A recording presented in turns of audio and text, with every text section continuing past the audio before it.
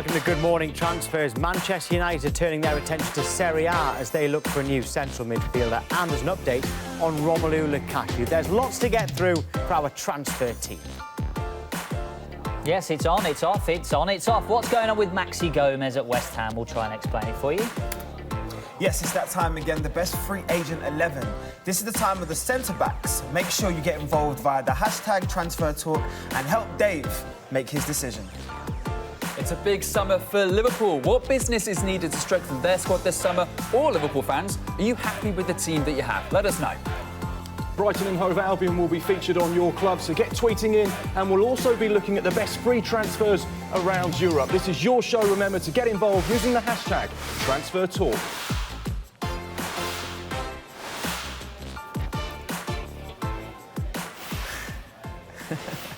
Mark is absolutely excellent at giving his words without actually talking. Right, OK. How did he do that? We're going to start at Manchester United because there's a fresh development this morning from Sky in Italy. They understand that Manchester United are ready to offer £72 million for Lazio midfielder Sergej Milinkovic-Savic. Now, Lazio's president, Claudio Lotito, wants £90 million for him. He's 24 years old and he doesn't intend to lower that asking price. Milinkovic-Savic, we're told, would like to go, but crucially won't force a move and would be prepared to stay at Lazio for one more year. So just to be clear, this is Sky in Italy reporting this. Anton, what do we know? Well, about the player itself, I can't think of a high-profile midfielder better suited to the Premier League. He's 6'3", he's physical, he's got great stamina, but his range of passing is absolutely superb. He's kind of the complete midfielder, really. Now, the interesting thing is he's been on Manchester United's radar for a while. He was on one of a long list of targets under Jose Mourinho last summer, but he's had a fantastic season 2 years ago at Lazio, and then last season was a little bit of a down season for him because he was very much on the verge of a move to Juventus last summer as, ironically, a potential replacement for Paul Pogba, because they were still looking to fill that void from when he left. That didn't happen. The player was left in a little bit of limbo, took a little while to get back to his form, finished the season quite well, and I can see why clubs in the Premier League are looking at a player like Milinkovic-Savic. Yeah, well, Milinkovic-Savic's younger brother is a goalkeeper of Vanya and actually was on the books at Manchester United but never made an appearance. Mark, it would be another huge deal for Manchester United. Whether Lazio lower their price or not, it's still going to be a lot of money. Yeah, absolutely. Manchester United have certainly attacked the transfer window. I think it's safe to say they are going for it this summer and they are not afraid to spend big money on recruiting what Ole Gunnar Solskjaer sees as the right players. And I think that's key. You've seen it with the two signings they've made already. Young, hungry players in Aaron Wan-Bissaka and Dan James. And now they're looking defensively. But I think one thing's for sure from what we know, it's going to be a very, very, very busy summer at Old Trafford with both ins and outs. Yeah, it is, because there's another line just reaching us, actually, again from Sky in Italy regarding Manchester United. They've renewed their interest in Fiorentina defender Nikola Milenkovic. Now, we'll have more on that throughout the day, and of course we'll discuss it further on Transfer Talk at midday. But that's Sky in Italy reporting both of those lines. That second one there is that Manchester United have renewed their interest in a centre-back from Fiorentina, Nikola Milenkovic. Right, OK, there is more as well from Manchester United. We're getting loads out of them. We knew it was going to be a busy summer for them, and it's proving to be, because Romelu Lukaku, we told you yesterday that Inter Milan sporting director Piero Ausilo arrived in the UK to meet with Manchester United officials to start talks over that move to Lukaku. Anton, I'm going to go back to you because I know that you've been across this deal. Yeah, it's an interesting one, this. The meeting between Piero Ausilo today and Manchester United. Now,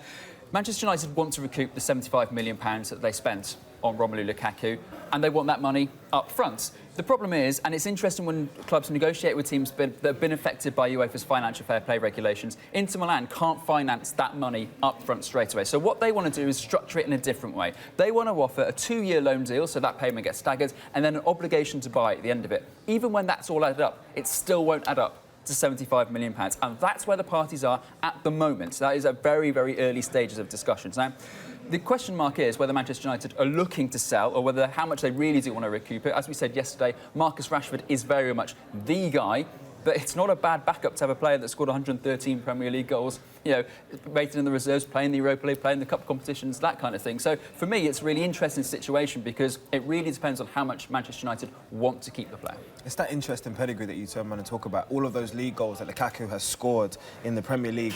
gives him the edge. He came to Man United with that big £75 million price tag, thinking he was going to be the main man. But at the same time, with the booster contract that we've seen given to Marcus Rashford and the limited minutes that he's had under Ole Gunnar Solskjaer, he's probably looking at it, looking how Ole fires his system up and saying to himself, I'm probably not going to get as many minutes as I would like. So the important factor here to consider is that Lukaku, we understand, wants to move because he values his own career, he values scoring goals, and he values his minutes more than anything else. So it is a big day for Manchester United. Could there be something happening today, Mark? Well, that's the key thing, isn't it? They got around the table, which is point number one. When you get two clubs that sit around the table and they discuss a potential transfer, with both sides open to the transfer happening. We know that Inter Milan want Lukaku. We know Manchester United are open to selling him. That's point number one. We're expecting further talks today, so things will develop over the course of the day. The biggest problem is, can they get that gap down? And like Anton rightly says, there's a financial fair play situation at play here as well, and that's important as far as Inter Milan are concerned. But if Manchester United can squeeze that gap, you get the feeling this transfer after today will edge one step closer. I think you mentioned that obviously there's now talks being held, which is a step in the right direction from Inter Milan's point of view. But you also then have to consider that actually the main players in this deal aren't there. Beppe Marotta is not going to be there. Neither is Romelu Lukaku's agent. He's not going to be at these talks. So you can tell just by that these are very early stages of this deal. And there's no point in the agent getting involved, in the Inter Milan CEO getting involved, if Manchester United say today, look, you're not going to get anywhere near our figure, this deal's not happening. So yes, it's good that the talks are happening. Now, the interesting thing might be is if nothing comes of these talks today, Manchester United say you're not going to get anywhere near our asking price, there's nowhere in the middle that we can meet, so the deal's off. Now, what happens then is, where does the power lie in terms of the deal? Then it's going to end up coming back to the player, and Romelu Lukaku's got a contract until 2022. How will he react? Because as you point out, he is essentially the second choice striker at the club. So it's something that United will have to consider. But I guess equally that the length of his contract means that United are in a strong position at this point.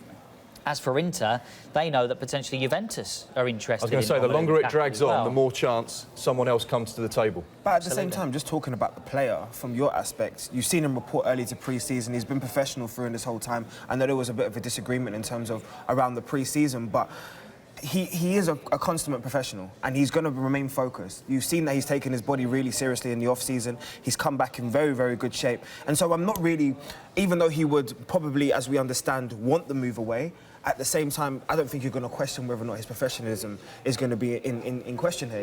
He's still going to be dedicated to Man United. If it doesn't happen, the move doesn't happen. Well, you saw him come back from pre-season early. Yeah, exactly. He came back fitter, he came back earlier. Sharper. He was prepared to be a part of the squad and get on with things. And I think that shows the mark of Lukaku as a man. OK, let's bring you up to date with the state of play with other deals today. A source close to Wilfried Zaha says there are doubts about whether Arsenal can afford to sign him this summer. Palace have rejected a £40 million Arsenal bid, and they value Zaha at closer to £100 million. We are told Palace would not be interested in taking players as part of a swap deal. That would only ever happen as a last resort. Aston Villa are expected to complete the signing of defender Ezri Konsa from Brentford later today in a £12 million deal.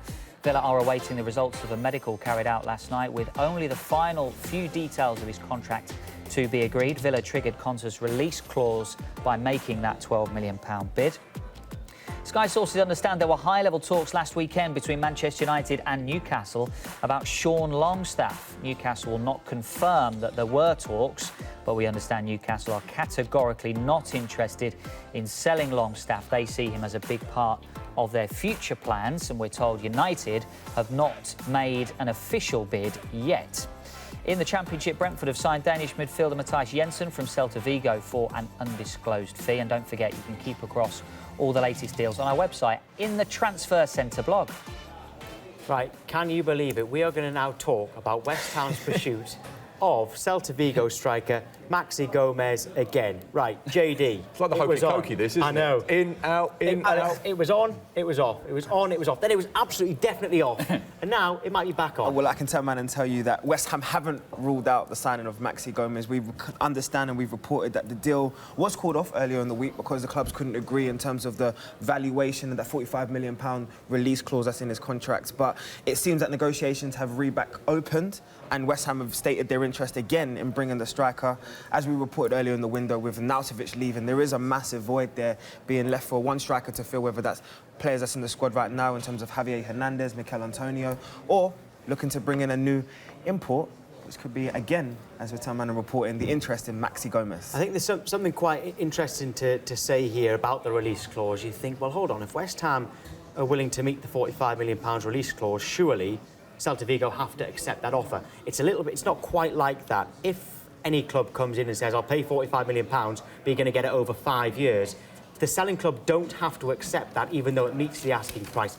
They are only obliged to accept it if that release clause is met in full. So West Ham would have to give the £45 million all up front, which is very, very rare and a lot of money to do in one transfer window, when most clubs do it over about 4 years. So that complicates things, doesn't it, Anton? And it does in Spain especially. It's really complicated because a player technically has to buy themselves out. They have to go to the league office, or their lawyers do, and pretty much just hand the money over straight away then. So it all has to be in one go, which is why it makes it even more complicated, which is why we've seen players like, the Ander Herrera deal and all these kind of deals that Bilbao always stick to their asking price and their sort of release fee, and that's why it has to go in one go, because that transaction has to be completed on a certain day.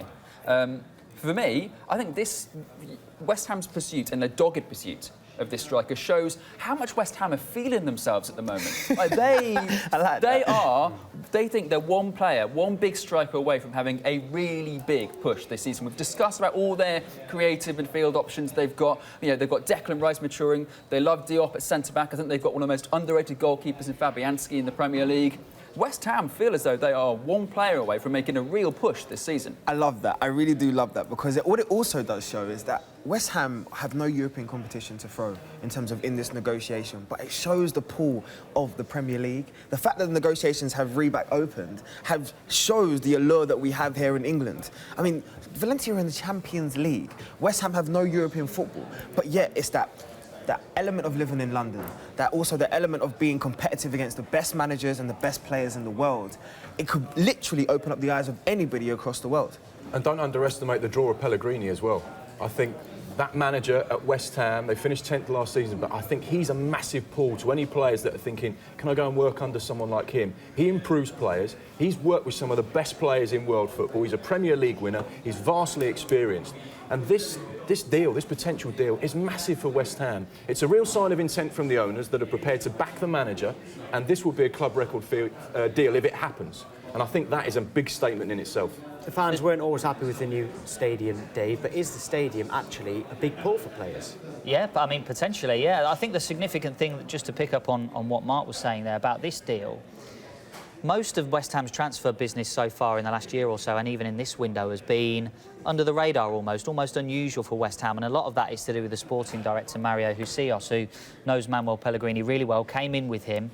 And David Sullivan has almost taken a step back from the transfer negotiations. Now, it's a change because, as we saw in 2016, West Ham, well, they were linked with all sorts of strikers, weren't they? They have been in the past. And I remember the deal for Alexandre Lacazette. They went in for him and had a £40 million bid turned down. And realistically, were they ever going to get Alexandre Lacazette at that point in his career?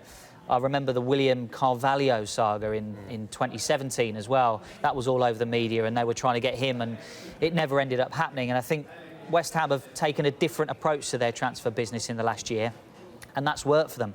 I think, as we saw last season, getting in Felipe Anderson, it's been a brilliant signing for them. And this season, they've gone and got Pablo Fornals, who I know we've spoken about before on the show, and we're a big fan of, and hopefully he does really well in the Premier League for him. So it's really significant that this deal has been slightly different, in which it's played out in the media quite a lot. So we'll see how it ends up. I have no idea what's going to happen with this transfer.